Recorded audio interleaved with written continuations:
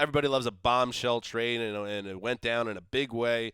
On Thursday morning, the Rams are now in possession of the number 1 pick in the 2016 draft.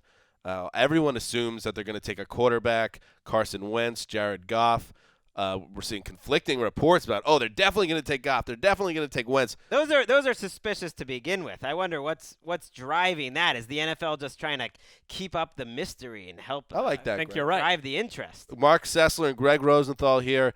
If they will take a quarterback most likely, does that make them a playoff contender in the NFC? I'll start with you, Greg. Yes, well, I thought they were a playoff contender last year when they had no quarterback. They had Nick Foles. That didn't work out well. That's why you make this move. There was a quote from Les Snead actually a month ago that said, if we could find one player we think that would just put us over the top and stay over the top for a number of years, then we would make a bold type of move. And that's what they did. You don't trade 6 picks that are in the first 3 rounds unless you're getting the guy that you think is going to keep you there. So, yeah, I think it'd be a disappointment if they have another 7-9. That's how high the expectation should be. I agree. I mean, you're right. They were a 7-9 team with 0 quarterback play. And so it's not crazy to think that they could get a few more wins if they have drafted when it's all said and done. Look at that guy. He's running over Right. defenders. If they believe that this Steve quarterback on is a AA? franchise guy, then I think absolutely. And it depends how – if it's Wentz, they talked about Wentz as a guy that you cannot put into the lineup in week 1 necessarily. So we don't know how much of a factor. But it's a good landing spot for a quarterback because you got Todd Gurley.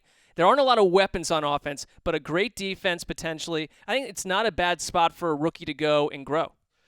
Yes, and listen, the way the NFL is now, some of these guys do hit the ground running, and if he is even proficient, I mean, using as a floor, 2009 Mark Sanchez, not a great quarterback, but did just enough, started 16 games, and then rode a great defense to the AFC title game. Yeah.